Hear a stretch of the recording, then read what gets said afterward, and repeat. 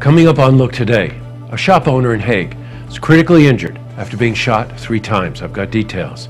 And Cafe Lena and the Saratoga Performing Arts Center collaborate to bring unique programming to our area. More on that coming up. And the Chapman Museum in Glens Falls is presenting talks all this month in honor of the women's suffrage movement. I've got details. It's all ahead on Look Today.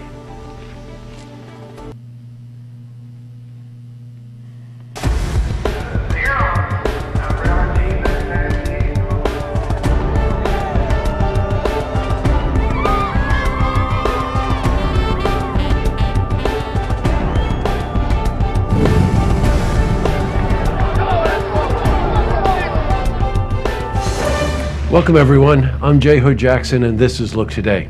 On tonight's program I sit down with Michelle Madigan. She's a finance commissioner, Saratoga. She's here to talk about the solar park that is being built on a landfill on Weibel Avenue in Saratoga Springs.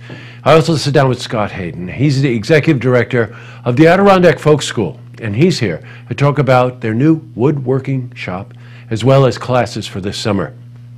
Plus we've got your weather for the Tri-North counties, but first these headline stories. Well, in our lead story, this is not a typical story for us to cover. However, it's having a big impact in our community. A shop owner in Hague was shot numerous times before his store was robbed. The suspect has been described as a male, weighs approximately 250 pounds. Now, according to reports, a woman might be traveling with him who's 5 feet tall and weighs about 200 pounds. Now, we're happy to report that the victim, who we're not releasing the name, has been stabilized but does remain in serious condition and is recovering at the University of Vermont Medical Center in Burlington. We wish him and his family the strength to get through this tragedy, and I will have a comment at the end of this program. Now we got to switch gears here. In other news, we've got good news.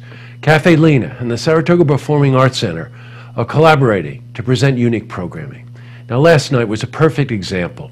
The second concert in their collaboration took place at Cafe Lena. The St. Luke's Chamber Ensemble performed to a packed room. The performance was inspired by coffee shop classical concerts that are reminiscent of those that took place throughout Europe during the classical period. Well, we were at the event and we spoke to Charles Hamlin. He's the artistic advisor for the orchestra of St. Luke's, and we spoke to him about the origins of this concert.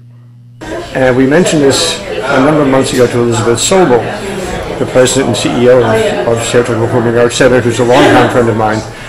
And she got very excited. She said, we're about to open the Cafe Luna. Wouldn't it be great if we could bring somebody of Cafe Zimmermann to the Cafe Luna?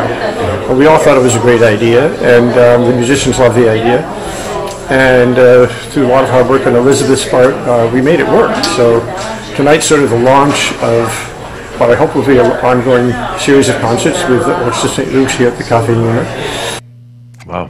And we also spoke to Elizabeth Sobel. She's the president, CEO of SPAC, about Cafe Lena and SPAC's partnership. So to me, like, partnership just raises all boats, you know, if you're really doing something organically and full of love for the music. Partnering just broadens it and expands it and brings more people to it. So for me, it's collaboration is kind of a secret of life, right? What a welcome change in the philosophy. Switching from news to weather. Today saw cloudy skies. The sun did come out later this afternoon. Let's see how the rest of the week is shaping up. For a more detailed look at our weather, let's head to the Glens Falls Weather Center for a look at your first forecast. Well, thank you, Jesse. Hope you're having a wonderful day so far. As we jump into the picture right now across the board, been watching a few fronts that continue to be an active weather pattern over the next few days. This next system up is going to continue to bring some severe weather threat across portions, especially of northern Louisiana into portions of central Arkansas. Could see some very rough weather in those spots, but severe weather threat up and down that system. One low pushing off into the Atlantic Ocean, another system pushing into portions of Montana right now. So we're going to continue to watch a pretty wet pattern on the way over the next few weeks. As we go through the overnight, though, we'll see see temperatures holding in the 50s for the most part, upper 40s in Burlington, 55 in Albany. Here across much of the Glens Falls area, we're going to see a low of 53 degrees, mostly cloudy skies, a little bit of clear weather at times, but we're going to continue to watch that sunshine back out in limited portions through the afternoon as high pressure, very weak system tries to move back in. It'll be nice weather throughout the afternoon, a high of about 73. As we head out the door, we're going to see that broken cloud cover, but a mild and more muggy as we could see that dew point right up there next to the actual low temperature. That means a very humid air mass in place. Some patches of fog not out of the question, but temperatures will warm up quickly as we go throughout the afternoon. As you saw, temperatures winding up in the 70s. Should see that 70-degree mark by lunchtime. Friday, a 20% chance of showers as that last system pushes through, losing a lot of its punch, but still we'll be watching for another couple fronts after a nicer weekend with some sunshine. We're going to see a chance of some more showers, maybe even a thunderstorm early next week. Right now, about a 40% chance of rain Monday, high 72 degrees. Well, that's it from the Weather Center. Now let's get back to you, Jesse. Thanks, Brad. Back to the news. Well, the Chapman Museum in Glens Falls is presenting talks on the women's suffrage movement. Now, last night featured a talk with Sandra Weber. She's an author, critically acclaimed book on the women's suffrage statue at the U.S. Capitol.